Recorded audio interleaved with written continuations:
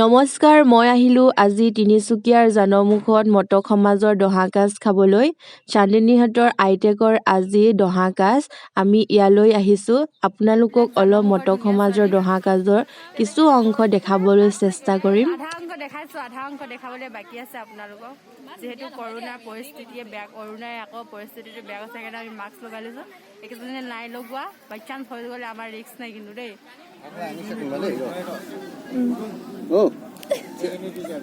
দুজনী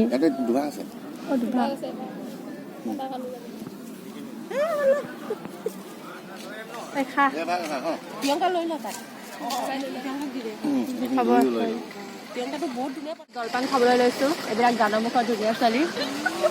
আধা অংশ দেখাই দিছোঁ আপোনালোকক। আধা অংশ দেখুৱাম পিছত লাহেকে। ছোৱালী চান্দিনী আহি আছে দুভাগ জলপান লৈ। আহা আহা আসন গ্ৰহণ কৰা। ইহঁতক মানে অকণমান গাঁৱৰতো, মই অকণমান বেলেগৰ, সেইকাৰণে ইহঁতক পাতত দিছে। মোৰ ভাগ ধুনীয়াকৈ দিছে। এইবিলাক খা খা সোনকালে খা, বেছিকৈ খাবি অলপ। ধুনীয়া ছোৱালী আহি আছে। আহা আহা, ইমান জলপান আনিছা তোমালোকে, বেছি হৈ গৈছে। য়েছ।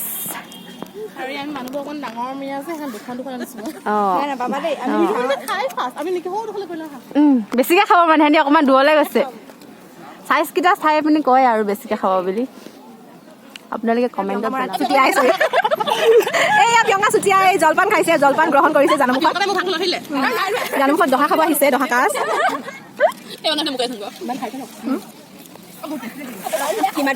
দুভাগ খাব মানুহ, চাইজ চাই বস্তু লয়। চুকুৱা চাইজটো চাই খালি এভাগ লৈ কিন্তু চাম গাড়ী ফুৰিছে। দহাকাজ শব্দটো অলপ ভাঙি পাতি ক'বলৈ গ'লে দিনত দহা হয় আৰু ৰাতি কাজ হয়। দহাত আপোনাৰ প্ৰসাদ, জলপান এইবিলাক কেঁচা ভোগ মানে ভগোৱা হয় আৰু কাজখনত আপোনাৰ পকা ভোগ ভগোৱা হয়। যেনেকৈ ভাত বনাই খায়, মাছ মাংস যি আছে এইবিলাক সকলোবিলাক খায়। কাজত আপোনাৰ অকল হাঁহ আৰু মাছে দিব পাৰিব, এইটো এটা পৰম্পৰা। তাত আপোনাৰ কুকুৰা, বেলেগ ব্ৰইলাৰ এইবিলাক দিব নোৱাৰিব।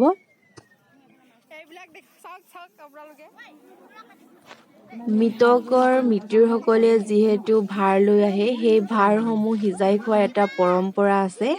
এই ভাৰসমূহ সিজাই খাবৰ কাৰণে এই সৰু সৰুকৈ চকুৱা খোলা বনাই দিয়া হয়। ইয়াতে তেখেতসকলে বনাই খাব। আমি সকামলৈ আহিছোঁ। নুকন কৰি দিয়া কিবা এটা। এতিয়া ভকতসকলে খোলাত চৰু পাতিবলৈ জাননী কৰিছে। যিহেতু বহুকেইখন খোলা থাকে, ভকতৰ খোলাত চৰু পতাৰ পাছতহে বাকীকেইখন খোলাত চৰু পাতিবলৈ অনুমতি দিয়ে আৰু তাৰপিছত চকুৱা খোলাবিলাকত চৰু পাতিব। এইফালে আমাৰ নুৰি, চা মুখখন কিয় লুকুৱাই দিছা তুমি? এইফালে আমাৰ ভণ্টি মুখখন উলিয়াই দিয়া।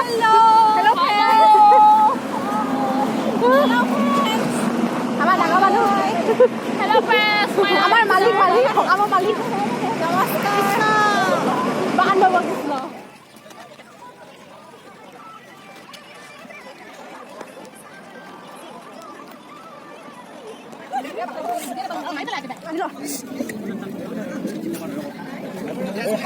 ইমান তাত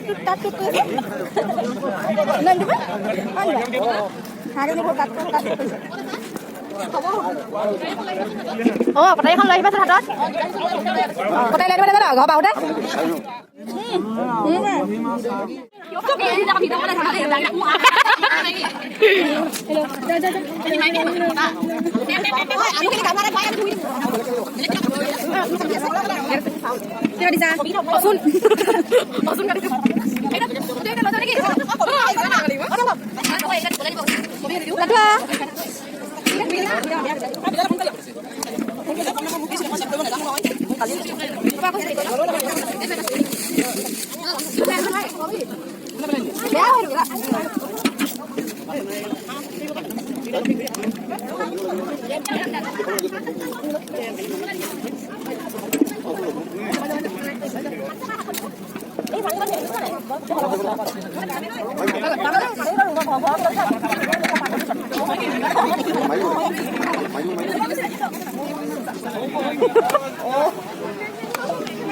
আমাৰ হাঁহ কুলিছে এয়া মাছ বনাইছে এইফালে ৰাধনী আছে দেই এইফালে ৰাধনী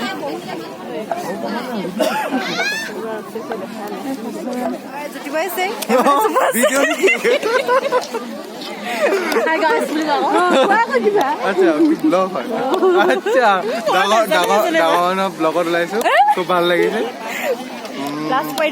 ভাল লাগিছে ন ধুনীয়া পৰিৱেশ আজি পটককে লগ পাই গলো সঁচাকে আজি প্ৰথম পাইছো এনেই দেখি থাকো ভাল লাগিছে আমি এতিয়া খাব লাগিব লাষ্টলৈকে দেখাই খাব লাগিব এইখন হৈছে গৰখীয়া ল'ৰাৰ খোলা গাঁৱৰ ডেকা গাভৰু এইখন খোলাতেই খোৱা বোৱা কৰিব লাগিব ইয়াত অকল ল'ৰাবিলাকেহে ভাত বনাবলৈ পাৰে ছোৱালীবিলাকে চব্জি কাটিব লাগিব এটা পৰম্পৰা আছে ইয়াত অকল ল'ৰাই ভাত বনাব পাৰি ছোৱালীৰ প্ৰৱেশ নাই ইয়াত উজনি অসমৰ ফালে এনেকুৱা নামনি অসমৰ ফালে কেনেকুৱা নাজানো উজনি অসমৰ তিনিচুকীয়া জিলাতহে এনেকুৱা দেই ডিব্ৰুগড় জিলাত শিৱসাগৰত এইবিলাকত মই নাজানো কেনেকুৱা আৰু এটা কথা ইয়াত বিয়া পতা ল'ৰাই ভাত বনাব নোৱাৰে অকল ডেকা ল'ৰাইহে পাৰিব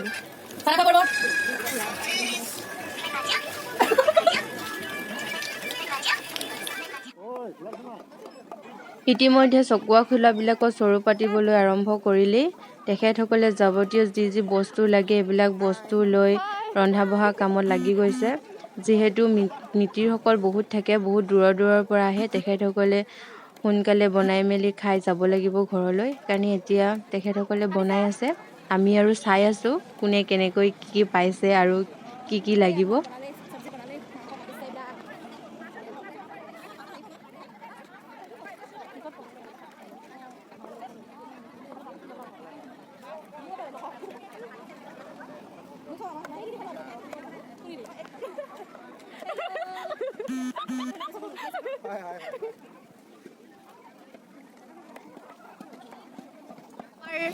সুন্দৰ আকাশ মনোমোহা দৃশ্য এইফালে আছে ধুনীয়া ধুনীয়া জানমুখৰ ছোৱালী এইফালে গৈ আছে ভণ্টিসকল অকণমান চাই দিয়া মোৰ ফালে হেল্ল' ভণ্টিসকল চাই দিয়া ধুনীয়া আকাশৰ লগত আমাৰ ধুনীয়া ছোৱালীবোৰ